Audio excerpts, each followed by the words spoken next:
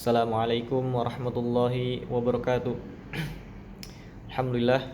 Gimana nih kabarnya para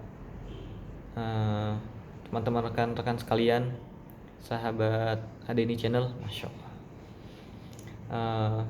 Untuk vlog kali ini Ana sedikit mau memberikan tips.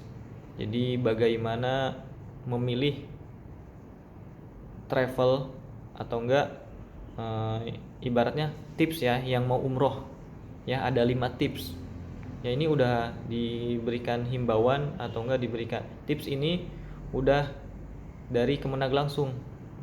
Jadi himbauan ini udah dari Kemenag pusat, Kemenag Kanwil juga ibaratnya ya, udah dari Kemenag kota juga udah udah ada himbauan.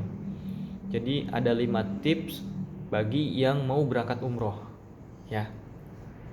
Ada 5 tips.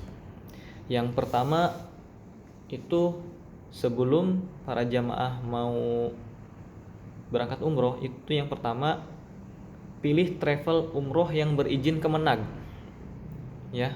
Pilih travel umroh yang berizin Kemenag, seperti itu. Jadi ada juga PPIU atau enggak travel yang belum berizin Kemenag ya. Jadi dicek dulu nih di Google ya, biasanya ada, di websitenya juga ada. Travel ini udah berizin belum dari Kemenag ya, seperti itu. Udah bisa memberangkatkan atau belum. Dari izin itu harus benar-benar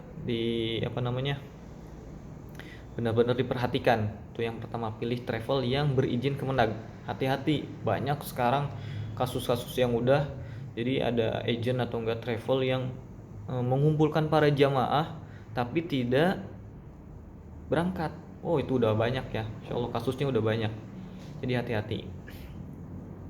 Terus tips yang kedua nih, setelah menentukan travel, tips yang kedua itu tiket pesawat dan jadwal penerbangan ya.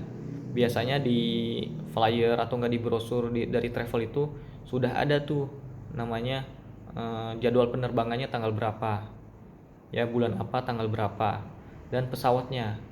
Cek dulu pesawatnya pakainya Saudi Airlines atau enggak Garuda Airlines atau Oman atau enggak Qatar biasanya kan.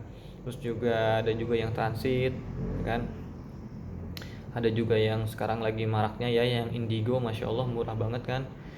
Terus juga banyak lah yang pesawat penerbangan yang transit dan direct langsung. Jadi harus dipastikan dulu jadwal penerbangan dan tiket pesawatnya apa dan jadwalnya. Takutnya udah menentukan tanggal segini, udah gitu berangkatnya seminggu kemudian atau enggak 2 minggu kemudian, diundur-undur. Nah, itu hati-hati ya. Jadi yang pertama, pilih travel yang berizin Kemenag. Yang kedua, lihat jadwal penerbangannya dan tiket pesawatnya. Tips yang ketiga itu harga dan paket layanan. Nah, ini poin penting juga ya. Jadi di brosur juga atau enggak di flyer juga biasanya tertera harga paket dan layanan. Harga paket ini biasanya di brosur itu tertera harganya, paketnya itu harga kuat. Maksudnya apa? Jadi kuat itu biasanya satu kamar berempat ya, satu ruangan berempat nih, satu di hotel biasanya berempat, seperti itu. Contohnya juga ada juga harus lebih jeli juga. Apakah contohnya nih harga 23,9, apakah itu sudah termasuk perlengkapan gitu kan. Biasanya harga yang murah, cek juga di bawahnya sudah ada perlengkapan atau belum. Biasanya kalau belum, di bawahnya ada keterangan 1,1 atau enggak 1 sampai 1,5 juta biaya perlengkapan. Jadi belum termasuk perlengkapan ya, seperti itu. Jadi harus dicek juga lebih jeli.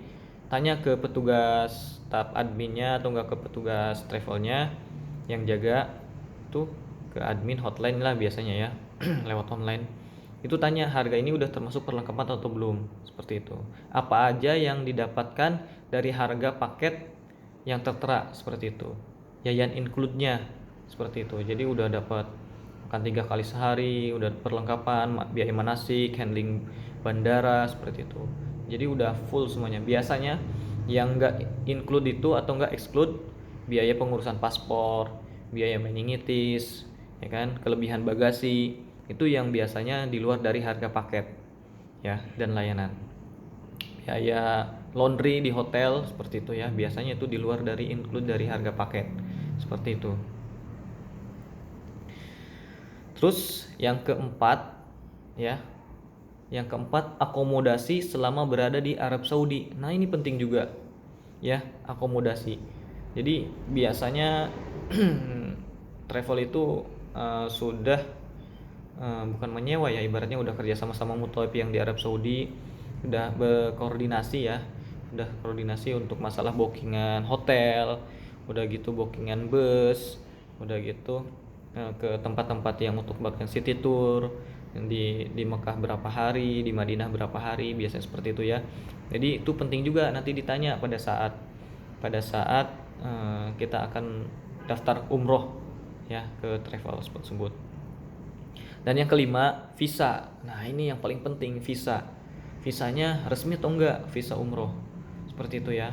Jadi visa umroh itu sangat penting ya. Jadi anak ulang, ada 5 tips bagi Bapak Ibu atau para jamaah yang mau melaksanakan umroh. Yang pertama, pilih travel yang berizin Kemenag. Yang kedua, cek nih jadwal penerbangan dan tiket pesawatnya.